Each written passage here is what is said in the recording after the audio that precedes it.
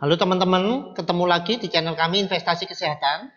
Pada saat ini kita akan membahas pasien yang baru kita selesai operasi ini, dengan pasien dengan janin meninggal dalam kandungan ketika datang, dengan anemia berat, ibunya dalam kondisi yang syok, dan ini kalau ingin tahu kelanjutannya, simak sampai selesai ya. Hai teman-teman semua, ketemu lagi di channel Investasi Kesehatan.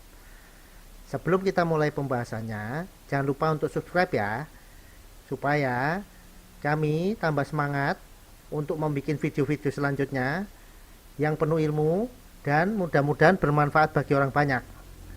Oke, tanpa berlama-lama lagi, langsung aja kita bahas materinya. Salam sehat sampai tua. Cekidot. Jadi, pasien ini datang atas rujukan dari puskesmas. Pasien datang memang dirujuk dengan janinnya sudah meninggal di dalam kandungan. Dan ketika datang, pasien dengan keadaan umum cukup jelek kondisinya, dengan tensi yang syok, kemudian HB-nya 4, dan pasien ini merupakan hamil pertama, dan kehamilannya lewat waktu, lewat bulan. Ya. Yang terpenting di sini poinnya adalah pasien itu ada riwayat diurut oleh dukun untuk membetulkan posisi. Jadi, apa sebenarnya yang terjadi pada pasien ini? Kok bisa sampai HB-nya 4? Kok bisa sampai syok pasiennya datangnya? Jadi pasien ini sebenarnya ini terjadi karena akibat diurut-urut oleh dukun. Nah, kita lihat hasil labnya di sini. Ya, HB-nya hanya tinggal 4, yang mana normalnya itu 11 atau ke atas. Nah, kemudian kita lihat di sini, ini janinnya. Ya, janinnya akhirnya harus berakhir meninggal. Seperti ini. Dan kita bisa lihat di sini, rahimnya ketika dioperasi. Lihat, rahimnya biru-biru semua dan hitam-hitam semua. Ini yang dinamakan uterus kofler. Ya, padahal sebenarnya rahim itu warnanya seperti ini. Jadi, pada saat pasien datang dan kita lakukan pemeriksaan USG, memang kita dapatkan kondisi janinnya sudah tidak bernyawa.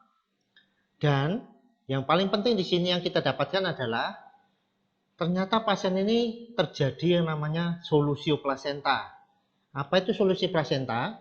Solusio plasenta adalah plasenta atau ari-ari atau dodomi atau tembuni atau apapun ya bahasanya masyarakat kita,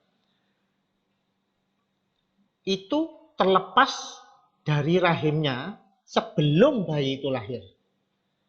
Kenapa? Penyebabnya pada hal ini adalah trauma. Trauma karena diurut-urut di perut oleh dukun. Nah, ini saya bikinkan ilustrasi seperti apa kalau misalnya Anda bisa lihat di sini. Nah, bagaimana perut bayi, perut ibu ketika diurut-urut oleh dukun dan ada ari-ari di sana yang kemudian kena pijat. Nah, apa yang terjadi? Kemudian sehingga akhirnya lepas seperti ini. Anda bisa lihat di sini. Nah, ini adalah kondisi yang berbahaya sekali. Kenapa? Karena dari luar pada pasien ini hanya terlihat perdarahan yang sedikit.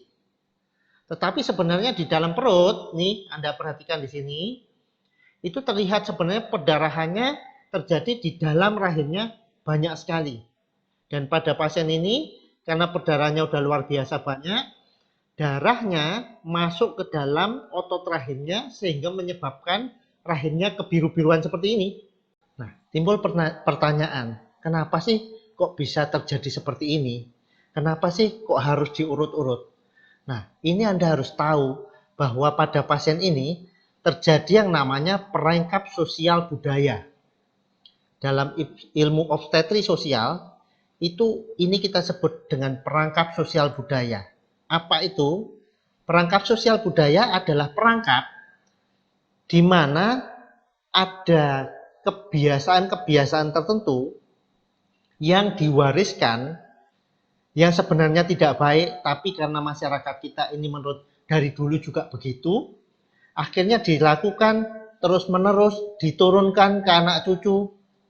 Salah satunya adalah diurut-urut perutnya ketika hamil dengan tujuan Satu, untuk menaikkan rahimnya katanya. Karena rahimnya turun maka dia harus naikkan. Yang kedua adalah untuk membetulkan posisi janin. Nah, ini sangat berbahaya sekali. Kenapa?